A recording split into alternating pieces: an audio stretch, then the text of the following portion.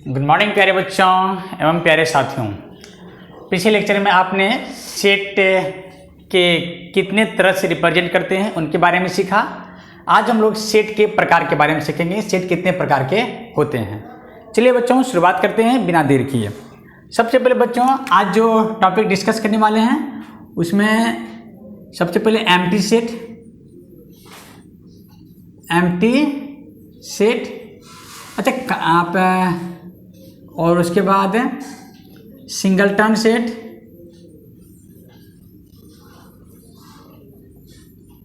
ठीक है। उसके बाद बच्चों फिनाइट सेट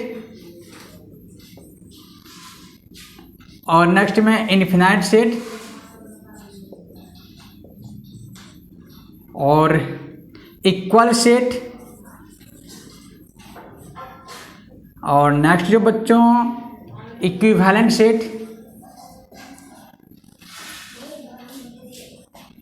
ठीक है ना। और कोई सेट आप देख रहे हो इसमें equal, equivalent, infinite, finite, singleton, empty, ठीक है बच्चों। आज हम लोग इतने सेट को क्या करेंगे, डिस्कस करेंगे, ठीक है बच्चों। चलिए शुरुआत करते हैं और इनका हिंदी भी हम नोट करवा देते हैं। एम्प्टी सेट को नाम जो है बच्चों इसका रिक्त समुच्चय कहते हैं। सिंगलटन सेट को एकल समुच्चय कहते हैं। फिनाइट को परिमित समुच्चय कहते हैं और इनफिनाइट को अपरिमित समुच्चय कहते हैं। इक्वल को समान समुच्चय कहते हैं और इक्विवेलेंट को समतुल्य समुच्चय के नाम से जाना जाता है, ठीक है बच्चों। तो इसमें कुछ नाम है बच्चों, इसे आप एक और नाम से जाना जाता है वाइड सेट। एक और नाम से इसको जानते हैं नल सेट, ठीक है ना। और सिंगलटन सेट को बच्चों सिंगलटन ही कहते हैं। फिनाइट को फिनाइट, इनफिनाइट, इक्वल और इक्विवेलेंट सेट। इतने सेट के बारे में आज हम लोग बच्चों चर्चा करेंगे और डिस्कस में रहेगा और केंद्र बिंदु में इन्हीं को रखा जाएगा। आप इन्हें एक कॉपी में राइट कर लीजिए ताकि आप हमारे साथ साथ लिखते चले जाएंगे, ठीक है बच्चों। चलिए शुरुआत करते हैं। सबसे पहले बच्चों एम्प्टी सेट क्या होता है, ध्यान दीजिए। एम्प्टी सेट बहुत ही बच्चों इजी सेट होता है ना। कैसे होता है इजी, अब ध्यान से समझिए। मान लीजिए कि कोई सेट आप लिख लीजिए यहाँ पर, ठीक है ना। और इस सेट के अंदर में कोई भी एलिमेंट मौजूद नहीं होनी चाहिए। यदि किसी भी सेट में एलिमेंट नहीं हो तो वैसे सेट को एम्प्टी सेट कहते हैं। और एम्प्टी सेट को बच्चों 5 से रिप्रेजेंट करते हैं। आई होप आपको एम्प्टी सेट क्या होता होगा समझ में आ गया होगा। और एम्प्टी सेट में एलिमेंट क्या होगा, जीरो का मतलब ये ना समझे कि इसमें जीरो लिखा हो, दिस इज नॉट दिस। इसका मतलब है कि अगर इसमें जीरो एलिमेंट है तो इस चीज को सेट में किस तरह से लिखा जाता है, ध्यान से समझिए। तो नंबर ऑफ एलिमेंट इसका क्या हो, जीरो हो। नंबर ऑफ एलिमेंट क्या हो इसका, जीरो। इस बात को इस तरह से रिप्रेजेंट करते हैं, इस अंदाज में लिखते हैं कि नंबर एन से नंबर और सेट आपका ए है तो ए लिखिए, बस क्वेश्चन बंद कीजिए, बराबर कर दिए 0। तो इस तरह से अगर लिख दिया जाए तो मतलब हुआ कि नंबर ऑफ सेट ए में एलिमेंट का जो संख्या है वो 0 है, मतलब सेट नहीं है, सॉरी एलिमेंट नहीं है इसमें, है ना। तो इसे क्या कहेंगे बच्चों, नंबर ऑफ सेट ए के एलिमेंट क्या है, 0, मतलब 0 एलिमेंट है, कोई एलिमेंट नहीं है। अगर किसी भी सेट में एलिमेंट नहीं होता है तो वैसे सेट को बच्चों एम्प्टी सेट या नल सेट या वाइड सेट के नाम से जाना जाता है।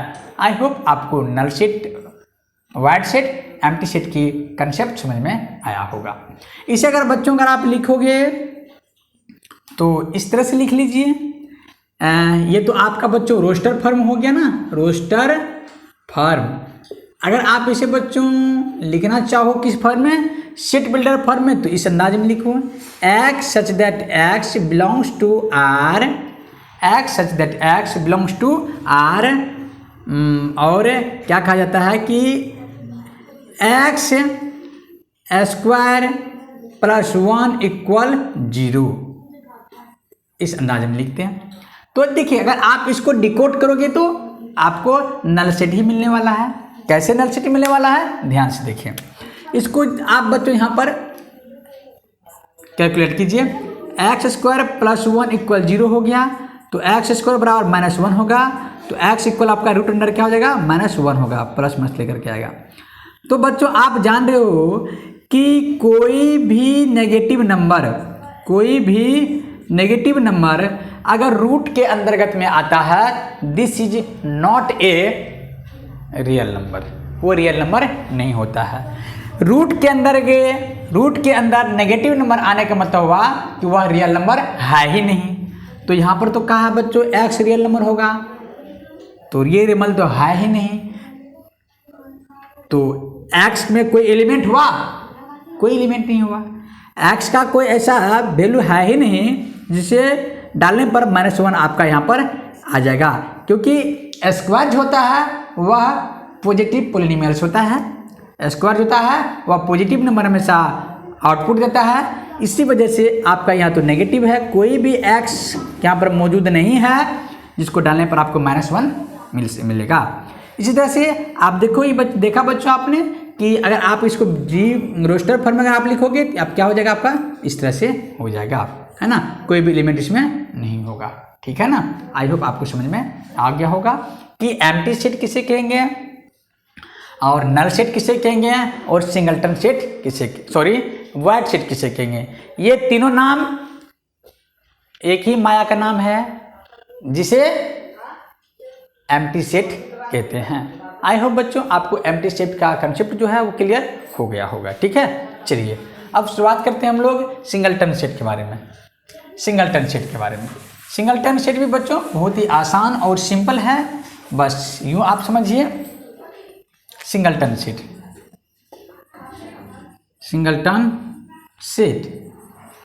ठीक है ना, समझिए सिंगलटन सेट क्या होता है। सिंगलटन सेट, मान लीजिए कि कोई सेट आपका ए लिखा हुआ है, इसमें लिख दिए हैं एलिमेंट 2, ठीक है ना। तो वैसे सेट, सिंगलटन सेट वैसे सेट को कहेंगे जिस सेट में एलिमेंट एक और केवल एक हो। जिस सेट में एक और केवल एक एलिमेंट हो वैसे सेट को बच्चों क्या बोलेंगे, सिंगलटन सेट कहेंगे। तो एक एलिमेंट को किस तरह से लिखते हैं, तो इसको number of element set A equal कितना हो जाएगा, 1 हो जाएगा। कितना हो जाएगा, 1 होगा। नंबर ऑफ एलिमेंट किसी भी सेट में अगर एक और केवल एक होगा, this is a singleton set. ठीक है बच्चों, तो आप सिंगलटन सेट बी इक्वल आप ऐसे भी लिख सकते हो राम। ये RAM कोमा दे करके नहीं लिखा हुआ, एक नाम है, दिस इज 1 एलिमेंट। ये क्या होगा, 1 एलिमेंट है। तो राम जो है एक एलिमेंट है, सेट बी के राम एक एलिमेंट है, जिससे आप लिख सकते हैं number of set B equal कितना हो जाएगा, 1। This is a singleton set. ठीक है ना। किसी भी सेट में एक और केवल एक एलिमेंट हो, this is a singleton set. ठीक है ना। इसे अगर आप रोस्टर, ये तो रोस्टर फॉर्म हुआ बच्चों, दिस रोस्टर फॉर्म। अगर आप इसे सेट बिल्डर फॉर्म में लिखना चाहोगे तो किस अंदाज में लिखोगे, ध्यान दीजिए। हम लिखते हैं कि सेट एक सी है जो एक्स सच दैट एक्स एक सम अभाज्य संख्या है, समभाज्य संख्या। आप इसे डिकोड कीजिए। क्या कहता है, एक्स सेट सी में वो एक्स है जो सम है लेकिन अभाज्य संख्या है। तो सम अभाज्य संख्या बच्चों कितने हैं, केवल 2 और केवल 2 है। तो सेट सी में देखिए आपका 2 ही एलिमेंट ओनली आया है। इसी चीज को मैंने क्या लिखा बच्चों, इस सेट बिल्डर फॉर्म में लिख दिया। तो सेट बिल्डर फॉर्म को आप डिकोड किया तो आपको क्या आया, 2 मिल गया। तो 2 तो एक ही एलिमेंट है ना, this is a singleton set. अगर ऐसा लिख दिया जाए सेट डी इक्वल आपका 100 1000, ये भी आपका सिंगलटन ही सेट है। ये कोमा जब तक नहीं दिया जाएगा तब तक एलिमेंट काउंट नहीं होगा। ये 1 एलिमेंट है। ये कितने एलिमेंट है? 1 एलिमेंट। अगर सेट ई बराबर हम यू लिख दें 1, 0, 2, अच्छा 1, 0 लिख दें यहाँ पर, तब पूछे बताइए सिंगलटन है? नहीं। क्यों नहीं सिंगलटन सेट है? क्योंकि यहाँ पे 2 एलिमेंट हो गया, 0 भी एलिमेंट में काउंट होता है ना। तो ये 1 एलिमेंट और 2 एलिमेंट, तो नंबर ऑफ ये आपका क्या हो जाएगा यहाँ पर? 2 हो जाएगा, है ना। तो ये सिंगलटन सेट नहीं होगा। सिंगलटन सेट में केवल और केवल एक एलिमेंट होना चाहिए। अगर आपको यू बराबर लिख दें सेट ई इक्वल क्या कर 10 कर दें, तब ये क्या होगा? ये सिंगलटन सेट हो गया। ये यहाँ पर कोमा देखिए दिया हुआ है, यहाँ पर कोमा दिया हुआ 10 लिखा हुआ है ना। This is a singleton set. I hope बच्चों आपको सिंगलटन सेट भी समझ में आ गया होगा। ठीक है, चलिए छोटी छोटी बात है, इसको समझते चलिए। नेक्स्ट जो है बच्चों फिनाइट सेट। फिनाइट सेट को बच्चों कैसे समझते हैं, ध्यान से समझिए। वैसे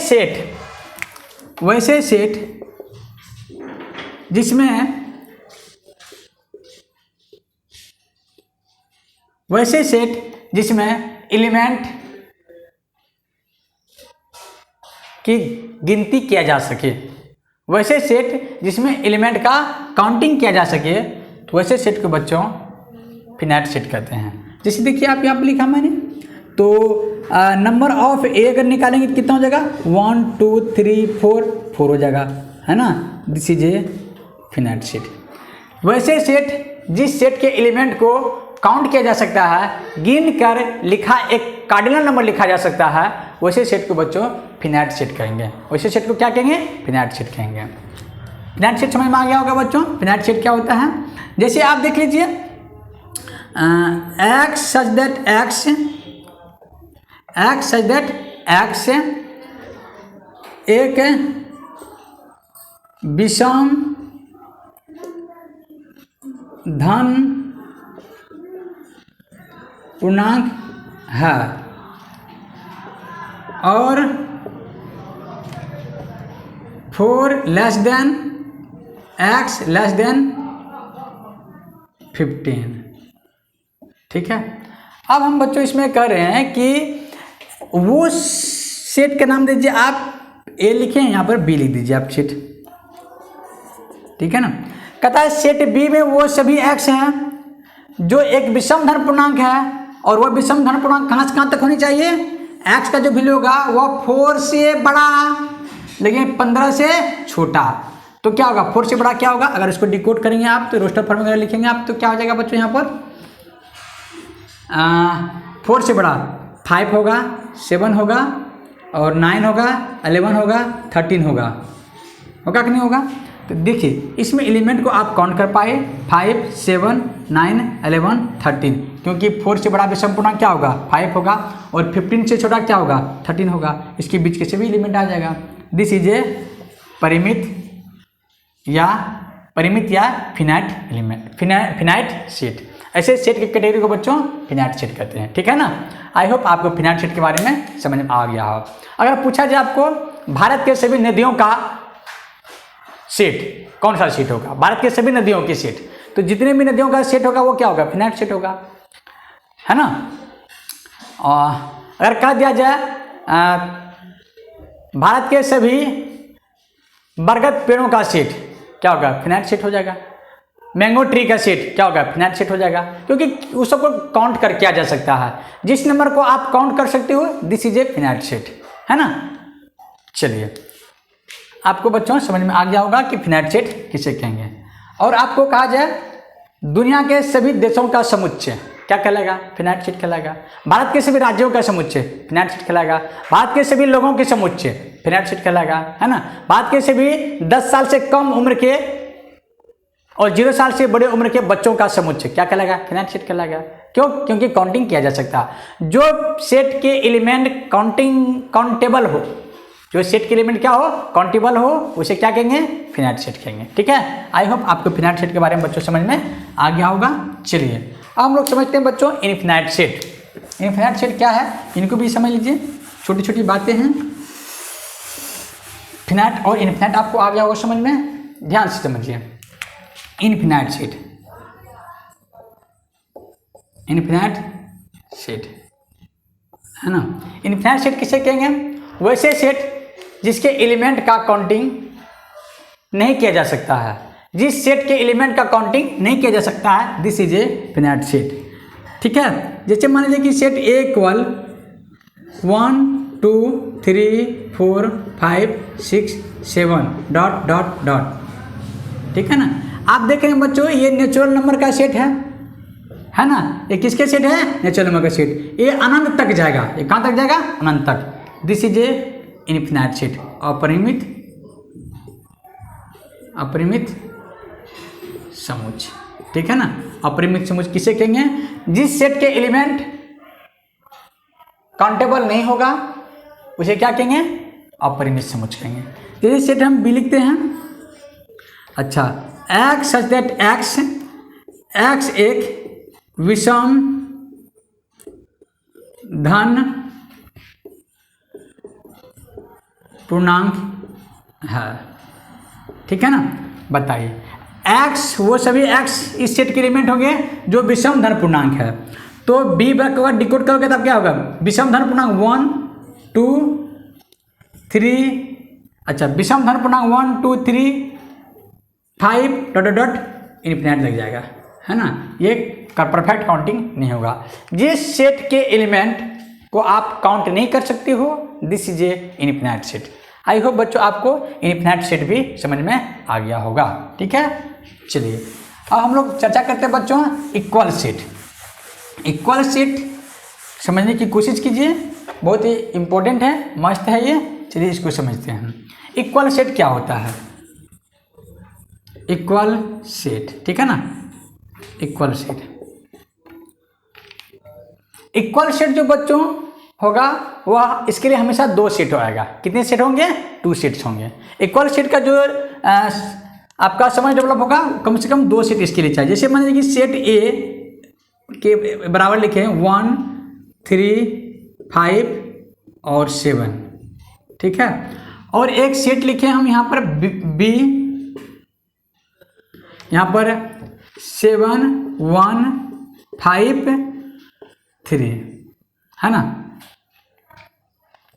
अब पूछे सेट ए और सेट बी, बताइए इक्वल सेट है, तो आप क्या कहेंगे। तो सेट ए के एलिमेंट और सेट बी के एलिमेंट, सेट ए के एलिमेंट और सेट बी के एलिमेंट सेम मैच करना चाहिए। तो देखिए सेट ए में क्या है, 1 है, तो इसमें कहीं देखिए 1 है। अच्छा 3 है इसमें, तो इसमें कहीं 3 है। यहाँ 5 है, तो इसमें 5 है। 7 है, 7 है।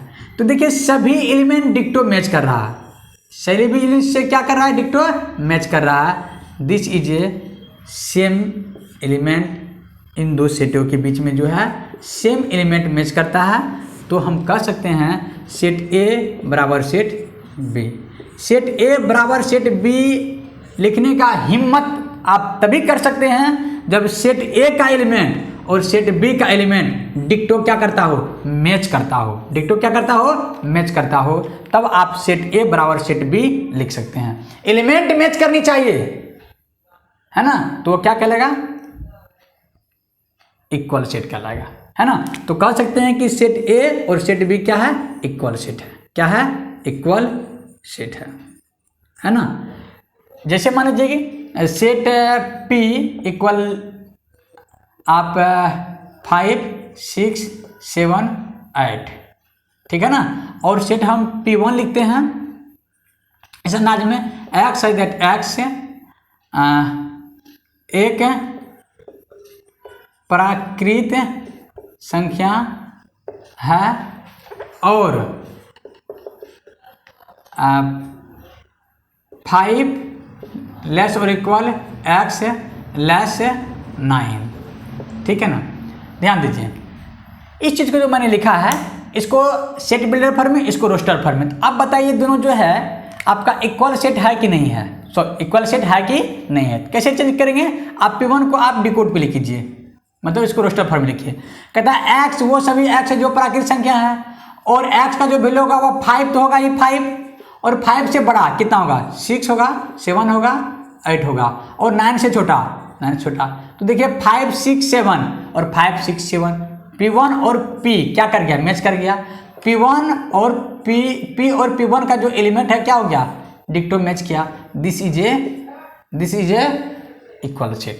आई होप आपको इक्वल सेट का जो फीलिंग्स हुआ वो आपको आ गया होगा। ठीक है मेरे बच्चों, चलिए अब और कुछ समझते हैं इक्वल सेट में। तो इक्वल सेट के एलिमेंट तो मैच करेगा तो इसका मतलब क्या हुआ, एलिमेंट तो बराबर होगा ही होगा, है ना। तो इसका कार्डिनल नंबर पे क्या होगा, बराबर होगा।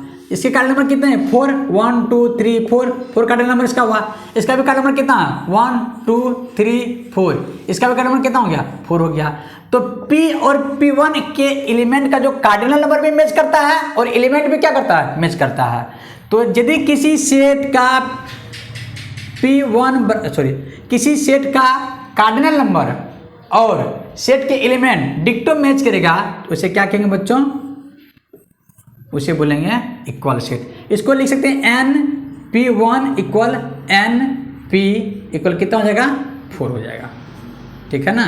तो NP का मतलब NP से क्या दिखाते हैं, नंबर ऑफ एलिमेंट। NP से क्या दिखाते हैं, नंबर ऑफ एलिमेंट। जो सेट होगा वहां पर सेट का लिखा जाएगा और उसके आगे आप n लगा दीजिए तो वो क्या हो जाएगा, नंबर ऑफ सेट के एलिमेंट। उस सेट में कितने एलिमेंट है उस बात को वो रिप्रेजेंट करता है।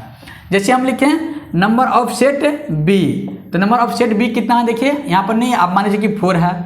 तो नंबर ऑफ सेट B1 मान लीजिए कितना है 4 है। तो नंबर ऑफ सेट B और नंबर ऑफ सेट B1 कितना है, बराबर है। तो नंबर ऑफ सेट इसमें मान लीजिए 4 है, इसमें भी 4 है, B1 में भी 4 है, B में भी 4 है। तो ये नंबर ना बराबर हुआ है, एलिमेंट बराबर हो या ना हो वो आपको सेट को देने के बाद पता चलेगा। जैसे हम कहें कि सेट, चलिए इसको पहले डिलीट कर लेते हैं। डिलीट करने के बाद आप फिर से समझिए। अच्छा चलिए, मान लीजिए बच्चों कि आपका सेट A बराबर आपको दिया हुआ है, सेट A बराबर 6 7 9 और 10 दिया हुआ है ना। और सेट B बराबर आपका दिया हुआ है 6 8 12 14 है ना। अब यहाँ पे देखिए नंबर ऑफ A बराबर नंबर ऑफ क्या है B, देखिए बराबर है 1 2 3 4 कार्डिनल नंबर इसमें भी है 1 2 3 4। देखिए दोनों क्या हो गया, बराबर हो गया। लेकिन सेट A के एलिमेंट और सेट B के एलिमेंट देखिए मैच नहीं करता। 4 मैच किया 4 हुआ, यहाँ 8 है इसमें 8 नहीं है, 12 इसमें 12 नहीं है, 14 इसमें 14 नहीं है ना। तो ये सेट और ये सेट दोनों डिफरेंट सेट है, A और B दोनों क्या है, डिफरेंट सेट है। लेकिन नंबर ऑफ A और नंबर ऑफ B दोनों क्या है, बराबर है। इस तरह का अगर एलिमेंट, अगर इस तरह का अगर रिप्रेजेंटेशन हो, इस तरह का अगर क्या हो, रिप्रेजेंटेशन हो, तो उसे कहते हैं इक्विवेलेंट सेट्स कहते हैं। ठीक है, इक्विवेलेंट सेट किसे होगा, क्या किसे कहेंगे बच्चों, समझ में आ गया होगा। इक्विवेलेंट सेट में ये जरूरी नहीं है कि सभी एलिमेंट इक्वल हो, लेकिन यह जरूरी है कि कार्डिनल नंबर क्या हो, दोनों सेट के क्या हो, बराबर हो। यदि दोनों सेट का कार्डिनल नंबर क्या होगा, इक्वल होगा, तो वैसे सेट को इक्विवेलेंट कहेंगे। और किसी भी दो सेट के कार्डिनल नंबर तो इक्वल होना ही चाहिए, साथ साथ एलिमेंट भी डिक्टो मैच कर जाए तो उसे क्या कहेंगे, इक्वल सेट कहेंगे। आई होप बच्चों आपको समझ में आ गया होगा कि इक्वल सेट किसे कहेंगे और इक्विवेलेंट सेट किसे कहेंगे, फिनाइट किसे कहेंगे, इनफिनाइट किसे कहेंगे, सिंगलटन किसे कहेंगे, एम्प्टी सेट, नल सेट और वाइड सेट किसे कहेंगे। मैं आशा करता हूं कि आपको समझ में आया होगा, और किसी तरह की परेशानी हो तो आप हमारे कमेंट सेक्शन में लिखना ना भूलें। मैं उनकी जवाब देने का हमेशा प्रयास करता हूं और देता भी हूं। Thank you, have a nice day.